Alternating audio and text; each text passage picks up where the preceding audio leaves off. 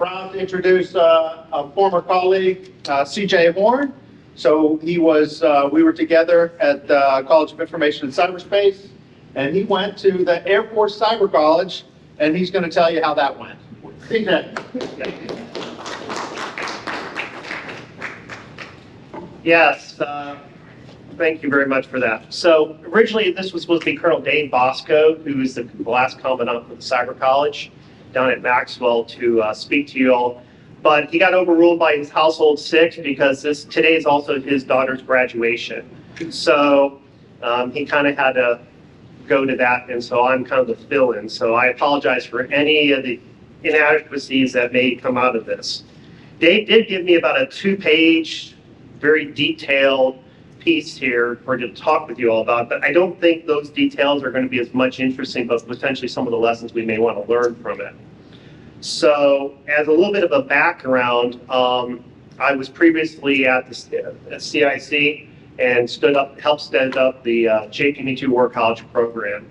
And it was a wonderful opportunity. And when I came out of the Air Force Cyber College in January 2020, it was also another opportunity to potentially stand up something new, that the Air Force had created this institution because they realized they had a gap. So we're going to talk a little bit about this. The key of a postmortem, though, is to identify why something died. And so I'll give you a little bit of the history and the background of it, and then talk about some of the lessons that Dave identified, and also what I've identified through the years of doing about 12 years of PME and JPME related materials. Before I do anything further, who do I have in here from the Air Force? Just so I know who I'm going to alienate. Okay. So as I will say, as I will say is that these are my comments in the end, maybe Dave's, depends on which ones you want to talk about, and we'll blame each other. Not necessarily a reflection of the Department of Defense, Department of the Air Force, Air University, Air War College, ACSC, et cetera, et cetera. All right, so there's the disclaimer. So the story really starts back in 2015 at the Military Education Coordination Council when General Walthauser, who was the Joint Staff J7, and the Military Education Coordination Councils were all senior military leaders for PME, the professional military education institutions come together.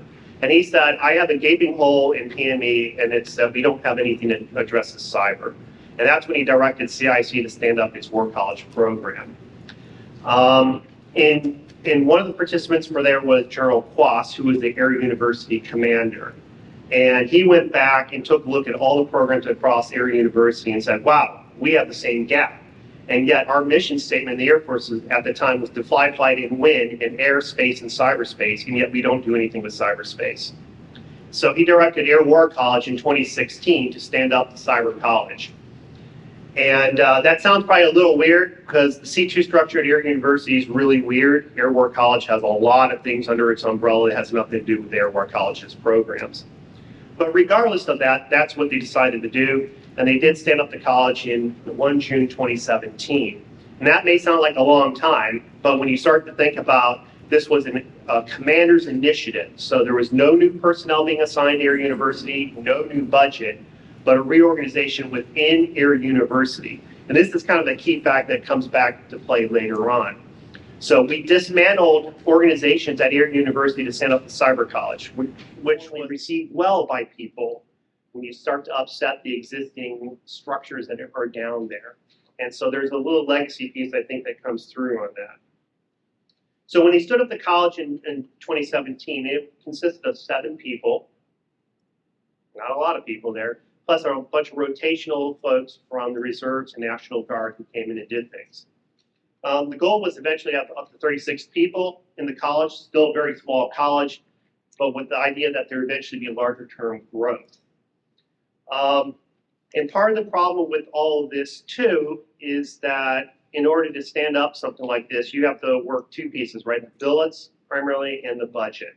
And we all know how hard it is to develop new budgets.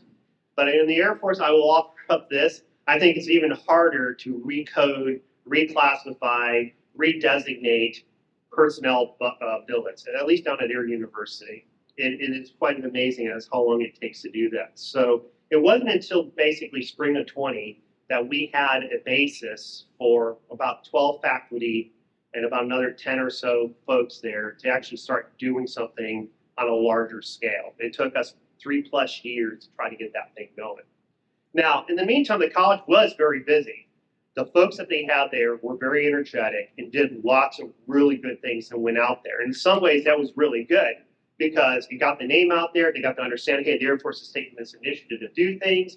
They created a lot of short courses where they educated all ranks. They created a program called the Functional Mission Area Cyber, which was the educational basis for the mission defense teams within the Air Force, which was one of the big programs. They created geo-specific programs to educate geos and SESs.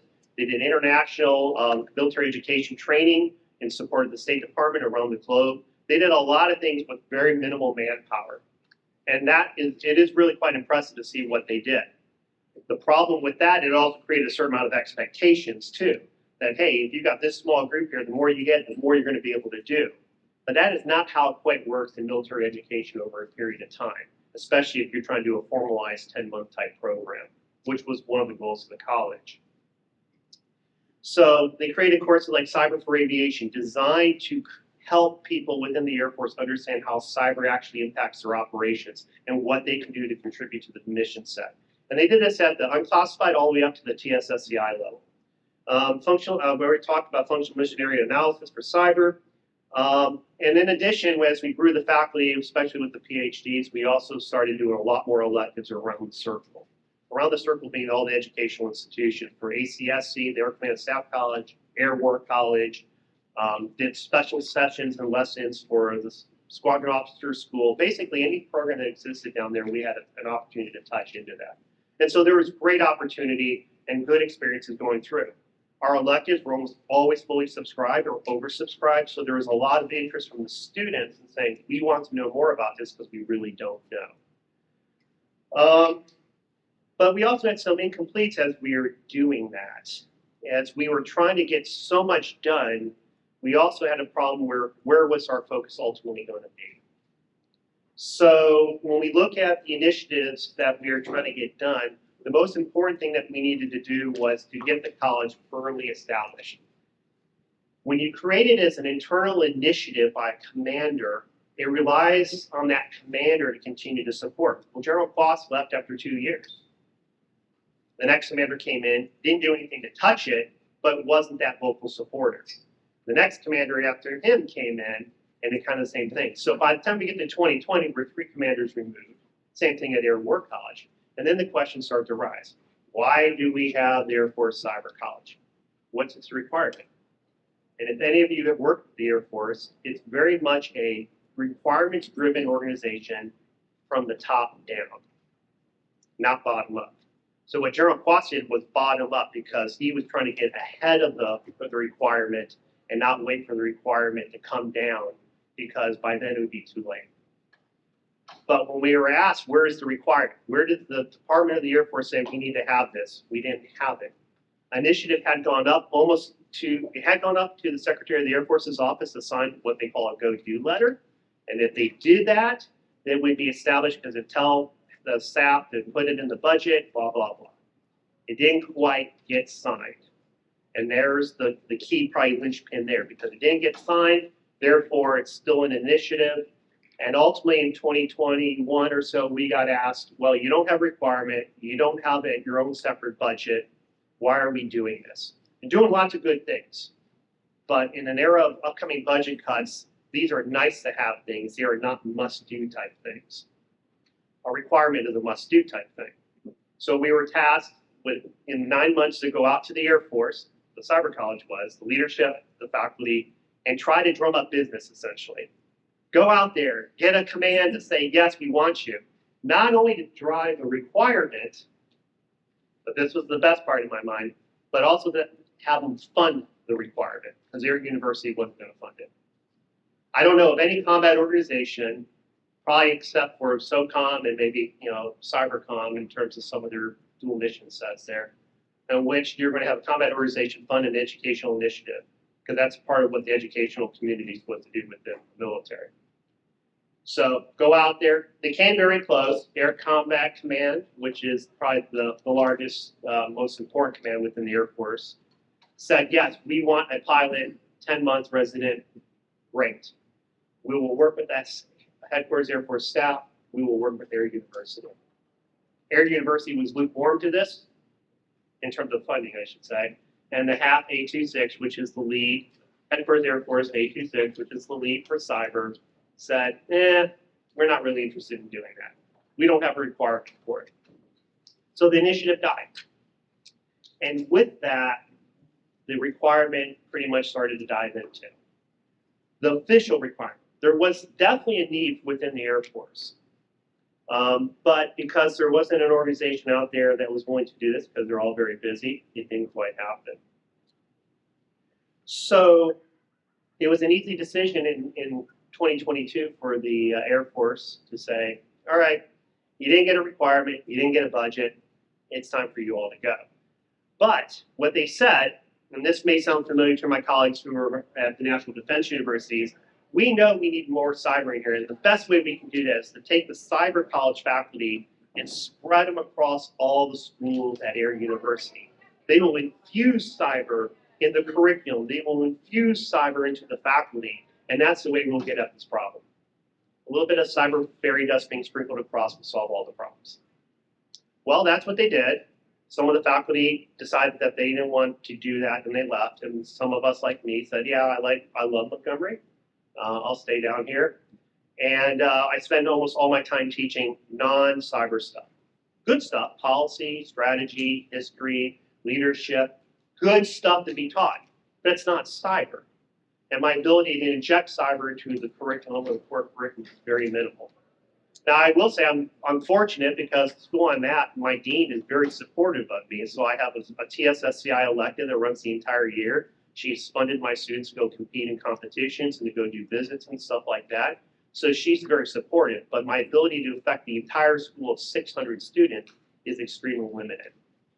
And to give you an idea about where we stand in terms of curriculum as of last year, and I can't talk about this current year because they made lots of changes to the program, there is one lesson dedicated to cyber in the entire Air War College.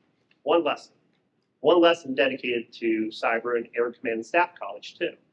But they would always say, well, we do joint all-domain operations, so of course, all-domain means we talk cyber too. Until you read the syllabus, and there's like no mention of any JP 3-12, there's no mention of a cyber article, nothing. It's like, yeah, we do cyber. But it sounds good when you say that kind of stuff. So, and the result of all this is that after 5 years of the college's existence in very formal fashion, the college ended up closing. Now, by Dave Bosco's count, the various programs that we had touched about 25,000 different students, usually in very short courses delivered across the spectrum of classified TSSCI. And so that exists there. And there are some improvements there. But what lessons can we take from this? So first and foremost, I'll offer up that I think a future session ought to be done with Army Cyber Institute, because I think they faced some challenges at one point, and I think there's some lessons to be learned from there. And probably also from the College of Information and Cyberspace, because they face an existential threat too. So one, innovative leaders are rare in the military. The ones that want to get ahead. When I say rare, let me rephrase that. I'll even narrow it down more. Within military education institutions, they are extremely rare. Because most of the time, commanders come in and they want to not rock the boat. This is not an assignment that's generally going to get them promoted. And if something bad happens or controversial happens, that will derail it. So there is that hope that they will move on. And Air University commanders have had a habit of somewhat moving on. We have a 4-star who was the previous commander, who's over in Europe now. But when innovative leaders set up programs, they also got to do stuff to help institutionalize it. And when you don't do the bureaucratic piece, that means it becomes vulnerable over a period of time. And that's what happened in the Cyber College. There was no institutional knowledge, and with every passing commander, the idea of why do I have a Cyber College kind of like got lower and lower to the point of where I don't see the need for it. And since no one in the Air Force says there's a need for it, why do I continue to do this? I have better things to do. So I think this is a common problem across PME as we talk about the need to innovate and to stay on the cutting edge to get ahead of requirements. We will find that this is a consistent problem. And we need to, I don't know what the solution is to having leaders who see that But there needs to be an approach here, something more than just, I have a good idea, and then that good idea goes away. You can't rely on personality to survive. So the Cyber College founders did a good job, even after the general boss left, in terms of building relationships and maintaining them to demonstrate value. But once they left, and we brought in new people who were not as familiar with the organizational culture within their university, who didn't have the same relationships exist within your university or within the command or the major commands within the Air Force, we saw this degradation continuing to happen. That goes to the second point. You got to know your stakeholders. Part of the problem with our college is that we struggle to figure out who ultimately our stakeholders were going to be. We're a small institution with a very diverse array of skills that were not tailored to any particular mission beyond talking about cyber. But as we know, cyber spans the tactical all the way to the political. And so you can only cover so much. We didn't do a good job, in my mind, of identifying who the key stakeholders were. At one point, we had over 20 stakeholders listed, and we couldn't prioritize them. And we couldn't figure out who actually wanted what. And then when we did kind of go work down to that level, we didn't necessarily always like the message that we got about what was needed. So the college in the end wanted to focus on a 10-month master's degree program in residence. And so we started to ignore the other opportunities that existed that maybe our stakeholders aren't really concerned about that. They need people, especially cyber operations planners. And that was the big thing we kept on getting, but the faculty really was not configured for that. So we had a personnel mismatch, we had a program mismatch that we were trying to do, and as a result, our stakeholders were not nearly as interested in supporting us, I think.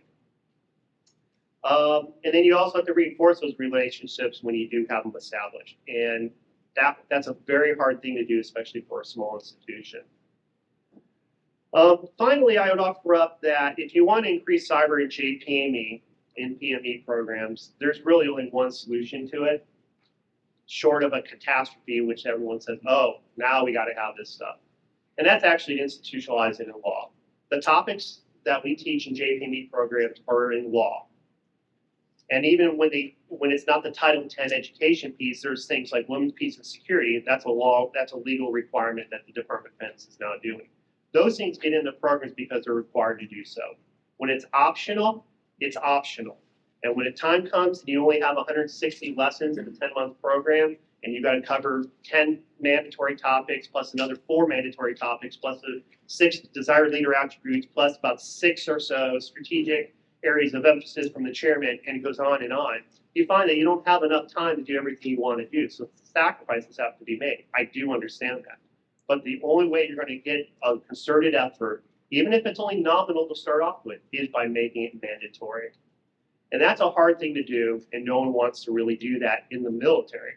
I'd offer up, I think there are members of Congress who are very interested in this and would be very supportive of this. But the Department of Defense definitely is not interested in doing that at this time. So I will conclude with a statement from Dave Bosco, because I think it's pretty significant. Boz thinks there will be a new education entity ultimately within the Air Force that will focus on cyber, most likely called information warfare. That's where he believes it. I don't know what the definition of information warfare is, especially since the Joint Staff and OSD have not defined it. The Air Force keeps on going around and around about what that is, but there will be a cyber element associated with that.